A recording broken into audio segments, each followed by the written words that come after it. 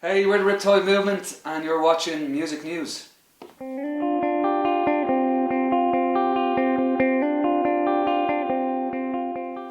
Riptide Movement, it's great to see you. Feeling good today? Feeling great. Good. Something special EP's released today. Can you tell us a little bit about that? How it came about? So, we started recording that this time last year.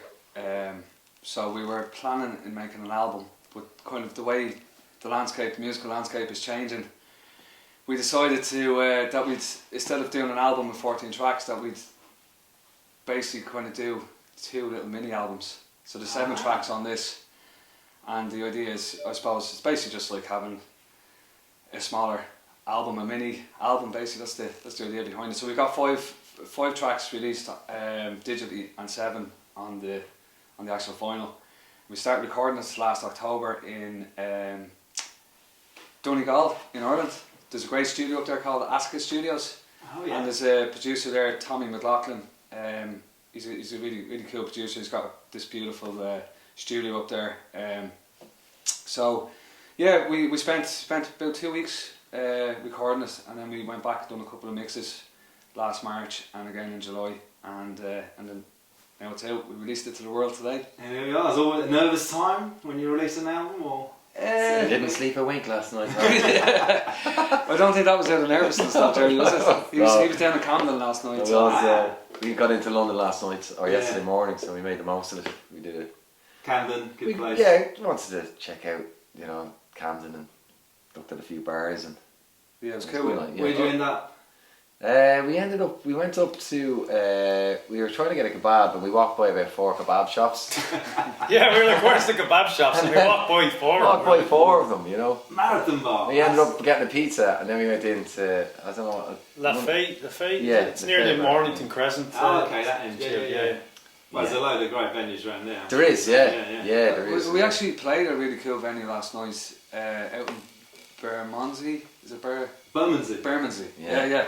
We played a brewery out there last night. Wow. So it was cool. Yeah, it was kind of a last minute thing. We got invited along, and we played 5 or 6 tracks there last night. But it was cool. It was in this real old brewery, and had all the vats, and I don't know, there was a couple of 100 people there. Was there 100 people or so? Yeah, it was great. Really good vibe, really cool. Excellent. I thought the tour officially though starts tonight. Yeah, so this was just a kind of off the cuff gig. We got invited along to do it last night, so because our gig tonight is sold out, so we said fantastic. Yeah, so it wasn't going to affect it, so we said we just go down. We were kind of at a loose end last night, so it was a good thing to do. Excellent. Enjoyed it, Good. And playing live, is that one of the best parts of being in a band for you then? Yeah, big time. Yeah, that's probably for me any of my favourite part of being in the, I love the studio and all, but you can't, intermittent venues or festivals or whatever, we're just after doing all the summer festivals, and it was a great year for us this year, and it's just something about playing live, it's just that, the songs sound different, there's an energy there that's in the moment of it, so.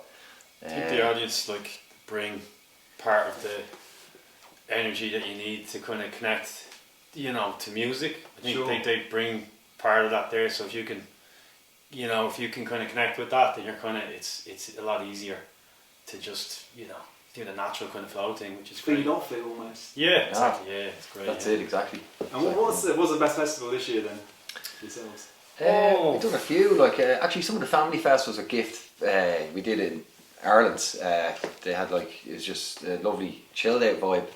And during the day, the sun's shining, and you're just like, this is great. And then it was we did a couple of in the evening, kind of the dark as the dusk settles in. It brings a whole new feel to it. Yeah. A gig as well, daytime and nighttime gigs they're so different, but they're deadly at the same time. So we did an electric picnic there. Yeah, I think that was the best one because we were on the main stage again. We haven't played Electric Picnic in 2 years, and that's kind of the biggest festival in Ireland. I've seen your videos on that. I was looking at them earlier actually. Yeah, so it was really cool, and there's some really cool bands that we love the Strokes as well. So they were headlining. So it it was good to meet them. And as Jerry well. Cinnamon, we were always saying, that was on after us as we played. I haven't heard Jerry Cinnamon before until the festival, so you get to see other bands as well. Yeah, absolutely. Exactly. So We chatted to him last week. Nice chat as well, actually. all right, yeah. He was here last week, was he? Yeah. Well, we saw him at the Camden playing that. Okay, yeah. What were the Strokes like then? Oh, amazing. Oh, Absolutely brilliant. brilliant. Nice bunch. Yeah, sound like they were the Did cool. you Like, get to meet them? Yeah. I did myself. Oh, did you? Myself and Sheena, yeah. Nice one. Myself, Sheena and Christine. We got to meet them. They were coming out, just getting into the car, heading back to Dublin, and we're just chatting to him and Albert Hammond for a couple of minutes. Got a picture with them and all. So they were fairly cool. Yeah. Seems like They're incredible live. Absolutely. Yeah, incredible. live. Heavy, I love like them. heavy. I wasn't expecting to be that heavy, and I was just like, whoa. Yeah, It's like they punch got it. for the whole. And the light show was class. They've like a really cool light show. They're just a cool band, I think. Yeah, You know, definitely. Still have it. What about talking about cool things? The great animated video that you released for the new single. How did that all come about? Oh, for something special. Yeah. Yeah, did you like that video? Did you? Yeah, very good. Well, there's an interesting story behind that because we actually we had a lot of different ideas for the video, and it got to the stage where we were running out of time basically to put a crew and the whole lot together. So I've been kind of messing around with video editing this year, and I basically just put a lot of footage together from over the last year or two, put an edit on it, and then put a kind of effect on it, and that's the really? video. Yeah. So that is just it's just a straight video and just with that effect. Yeah. So it's drawing effect. so it's like it's just an edit where I just chopped up the footage and kind of put it to the music and try to, I suppose, kind of encapsulate the energy and the emotion of the song with the footage. And I think it works pretty good because everyone seems to like it. You cut it yourself then? Yeah. Well, good job. So that's my first video. Yeah. They're another string to He's the out the bow. door now, business doing videos for other bands. He's like, no, Mal, come on, concentrate our own. Big good time. Yeah, big time, man. You're still based in Dublin as a band? Yeah. What's the music scene like there these days? It's very strong, isn't it? Yeah, Yeah, it's got the last, I think, like 3 or 4 years. It's just, I mean, Ireland's always got that bubbling over traditional culture, but just aside from that, there's a few colleges and stuff that are churning out musicians that are just really high standard, and it's just been, I suppose, nearly surprised at how good the talent is. And you go to a few gigs, you know, if you haven't been to a gig in a while and you go to a gig and there's all these kind of new bands playing, there's a few kind of punky bands, post-punky bands nearly playing. Like, I think one of them's Fontaines DC. Yeah. Oh yeah, great And band. is it Empire? What's Murder Capital? Murder Capital, yeah. Murder Capital. There's bands like that, and they're really, really like, and they seem to kind of know all the elements in the industry as well. So it's kind of, they got the street smarts to kind of back up the musical talents. But there's so many different sounds as well. Like it's really cool. Like you got Emma Langford is really good folk artist. Soak, of course, she's really cool. And then you've got Hosier, you've got the Academic. It's really, really strong at the moment. Like, because there used to be a thing at home, like around maybe 5 or 6 years ago, where there was like a kind of campaign that there wasn't enough Irish music on the radio, and now it's like it's a difficult decision for the music controllers, I guess, because it's all Irish music on the radio at home because it is so strong. So it's like a golden age for Irish music. It really is. You know, it's like the bar just keeps rising. Yeah. And you've progressed as a band yourselves, and you sort of changed your style. How would you sum up your musical style right now? Which direction do you think you're going to be heading in the future? Yeah, it's interesting because I think we always kind of, as you say, we're always evolving. So like this is our 5th studio record. Yeah. So we would have started out as we buzz off what we're influenced by at the time. So our first album, What About the Tip Jars, would be very blues based and Americana based, and then we kind of moved into Keep On Keeping On as our second album, is kind of more folky and country, but still kind of got that Americana sound and of course the Irish sound as well. And then that evolved into kind of more of a folk indie rock sound for Getting Through, and then we kind of always, I guess it's what we're playing with as well, because for the 4th album, Ghost, we kind of moved into I picked up the keyboard and piano, so a lot of that album is kind of keys based, and a lot of songs would have been written from from with synths and Yeah, piano, so it kind of moves that way. And now we've kind of moved into this, the fifth record, Something Special. Again, it's kind of influenced by what you're listening to at the time. So for me personally, I was listening to a lot of The Clash. You know, I was really buzzing off them. I was listening to a lot of The Cure, and listening to a lot of new music as well. And I guess that comes out in what you're writing about. And I guess musically anyway, and then style wise, I guess it's kind of something, I don't know, that I never really thought much starting out. And I guess style just kind of moves with where you're at in yourself at the time, I guess. Yeah. You know, but I don't think I know a lot of bands are kind of like might have a cool style, like the Strokes would have a really cool style, and it might be something that they kind of think about a lot. But for a band like ourselves, me personally, it's not something I really think about too much. Like, I think the Strokes have a real strong style, but I have a feeling sometimes the best way is just to be yourself, and sometimes because you're removed from the New York scene, that might be just them naturally expressing themselves. I think when you do that, you can't go wrong. You know what I mean? Yeah. So, but naturally, I would be more like I feel like I'm a rocker. So I feel sometimes as well in the band, people bring in certain elements of what their favourite type of thing is, and it melts together to make this great kind of new metal, or I suppose not metal music, but like a new substance. Yeah. And I think that's just kind of cool, because your kind of sensibilities, I'd always just prefer to go full on rock at a gig, but then I have to be like brought back to kind of reality and go, no, you can't just do that, because that would be. So that kind of feeds into the whole lot as well, like so. But I generally tend towards energetic, regardless if it's a ballad, because I like trad music, or if it's a heavy rock song or a medium. As long as there's energy in it and vibe, that would be my style, whatever that is. Yeah. I don't know if that's it. And how does the songwriting work in the band then? I'd be predominantly the main songwriter in the band. I write all the lyrics, and I come up with a lot of ideas and bring them down to the lads, and then kind of it becomes, I guess, it becomes a whole different thing then, because everyone gets involved and brings their energy to it, and it kind of evolves into something else.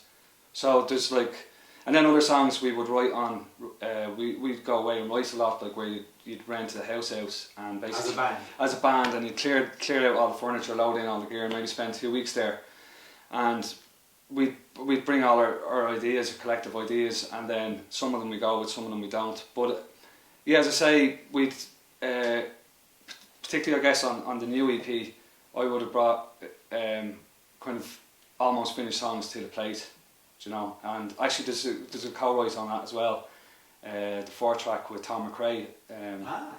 So we were on a writers retreat up in the Cotswold about 3 years ago, and that's the first time I met Tom actually. But we wrote that song Where Are You Now, which is the fourth track on the EP. We wrote it back then, and I showed it to the lads, and Gar loved it, the drummer. He and JP actually really loved it as well. But Gar, I think, really connected with him, so he wanted to record us for our next kind of release, and that was around 2 years ago. We were in Richmond in State of the Art Studios, yeah. And Gar came up with this really cool drum beat that we thought would work really well on that song. So I guess myself and Tom would have wrote the song, but the band, we made the song kind of the Riptide Movement, you know. So, and Gar's a really strong kind of got that influence from The National, I think. The National, what song is that? I don't know he knows, but he's I'm halfway. Fake Empire. Do you know the drum beat in that? Yeah, it's kind of similar to that. And I mean, as a band, you've been together ever since school and that. Were you always sort of destined to form a band, do you think? Actually, no, because we all came from different bands. I would have been in a band since I was 14, and the lads were in a band, so we'd never been in a band together, but Jay and Gerry were. And I see. I got back from Australia, and they were in a band with one of our other friends, Nicky, and that band kind of dissolved and broke up, and then the Riptide Movement kind of formed out of that. I think it could be. It's definitely when you look back on it and reflect on it, maybe it's funny how we all did meet together. It was very organic. Yeah, Like, yeah, it's mad how it did unfold. Like the other band that we were in, self and Jay, it was a great band, and it was all mates again.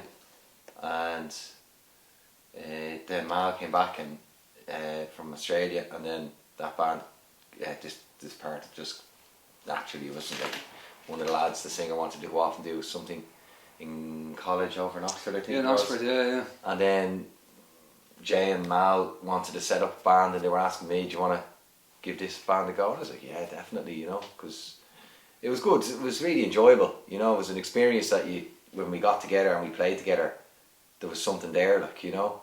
And then Jay was on the way. He was out one night and he was on the way back on a Nightlink bus, so it's like late hour bus in the morning, and he saw a guy just tapping on his legs, like his knees, and he was like, he looks like a drummer, you know. And we were looking for a drummer for ages, and kind of just leaned over, and Garrett took his earphone out and he was like, you don't play the drums by any chance? And Garrett said, yeah, and that was it. Then Garrett came down the next morning for a jam down the band room, and we just looked at each other, and it was perfect. Like, it was just, you know, and he just came in and he started playing our songs. We had a few written already, and he absolutely loved it. He said, this is your music? And we were like, yeah. And he's like, gee, and he just, so that was it then. That was Gar's audition on the bus, you know. Yeah. Without knowing. Okay, so that's pretty good. He didn't know he was being auditioned, but I was like, oh. I mean, you said you've been influenced by Bob Dylan in the past. And what do you think of his sort of reorchestration of classic songs these days, when he sort of changes the music, changes the lyrical tone and everything? I guess he's trying to make it interesting for himself at this stage, I think. I reckon if you play his catalogue, the length of time he's played, he's touring 50 years and the rest. Yeah. So I'm sure he's just trying to entertain himself and keep himself connected to the music. That's what I guess. And then I guess I understand people's frustrations, because I've gone to Bob Dylan gigs and heard him sing, like, be really excited to hear a certain song, and like I always have to laugh. My uncle Kevin, he's a massive fan of Bob Dylan, you know, and I always remember he brought us to my first Bob Dylan gig when I was around 15 or 16.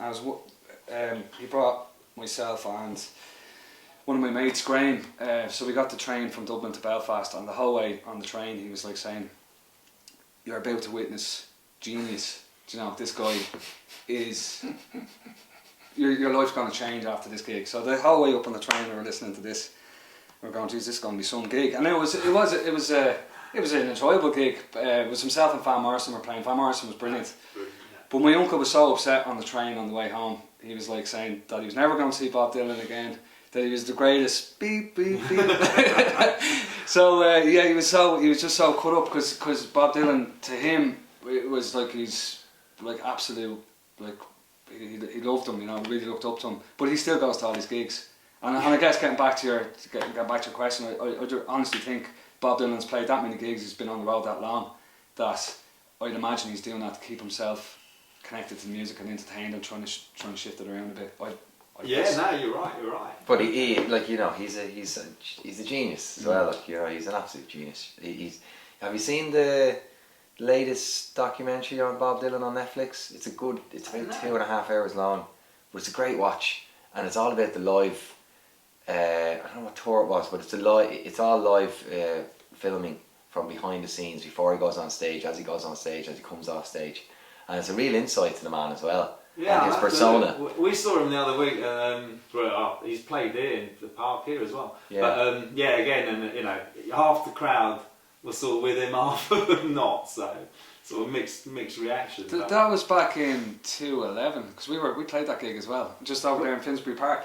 Oh, Finsbury Park. Yeah, it was the London Fesh. Yeah. Oh yeah, that's right. It would have been around 2011, 2012 maybe. Yeah. So we I'll see you there then. We were on the bill there. The same time we played as well, because Mal wanted to watch him, and he's like, I can't wait to watch Dylan, man, it's going to be amazing. And then we were like 3 o'clock. What a clash. Yeah, but who else do you draw an inspiration from, even these days? These days, Geez, I was listening to Mazzy Star there the other day, and do you listen to Mazzy Star at all? Yeah, I know.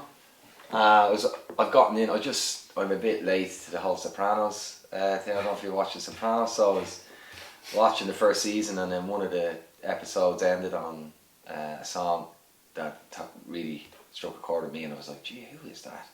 And it was Mazzy Star, and she's around since the 90s, like, and it was I've listened to her first album, and I was like blown away, but yeah, so that was a nice find, you know, a nice discovery. But I suppose new music for me would be Jonathan Bree. Don't know if you heard, he's from New Zealand. He runs his own label and stuff. He's got loads of cool bands, but he's got real interest in kind of sound that he's got. Where they wear like I was only getting back to your masks, but they wear like masks basically, and they're basically like, if you can, the sound is really really cool. It's kind of dark, but it's real poppy as well. So if you can imagine Top of the Pops, kind of 60s crooner, kind of, he does all the actions like that with the mic and everything. It's really interesting, real visually interesting thing. He's got dancers and stuff with him, and they're really cool musicians. But they all play with a mask on them. Yeah. But really interesting music. Yeah. Didn't do Slipknot in the arm? Not as heavy now as Slipknot. Yeah, more like, they kind of look like mannequins. yeah, Yeah, it's an interesting. Yeah. And away from music, what do you like doing? What do you get up to? Jogging, and I suppose like a bit of sport. For me, football, reading, Traveling. yeah. Like kind of, traveling a lot. Just seeing different vibes, cultures, energies, you know. Yeah. Soak them up. Great stuff. Well, listen, thanks a lot for your time. It's been an absolute pleasure. If for somebody that hasn't got into the Riptide movement yet, what songs would you say, check these out, they sort of sum us up as a band? well, the new single is Something Special. We're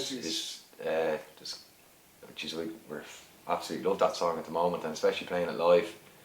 I'll be there as well, but I don't know. Maybe You and I. All Works Out might be a good one as well. That's on our third album. Yeah. I'd say maybe All Works Out. They're all brilliant. I know. They're all Maybe all for Works choice. Out. The Changeling. Oh. Who's coming in? The cat? Oh, it's the cat. Sorry. Here, boss. You're gonna knock down that guitar. That guitar's no one's going to believe me, the guitar was destroyed by a cat. So run this by me one more time. So the cat came. The insurance company, yeah. So the cat stood on your guitar and broke it, is that what you're trying to say? So run this past me one more time. The neck is snapped in two. And you're telling me a cat did this? How big was this cat? Was that a lion? Come on. That's a little bit. Yeah. Can she play guitar? Oh, there you are. Oh, yeah. Strong little thing. Anyway. Sorry about that. No worries. Yeah, and apart from that, any message to Music News viewers out there? Just check out our new EP, Something Special, and if you like vinyl, we have it on vinyl too. And you're the first. You got the first copy there. Yeah. And there it is. There we go. Thank you very much for your Nice one. time. Thanks, Thanks, Marco. Marco. Cheers. Cheers. Cheers.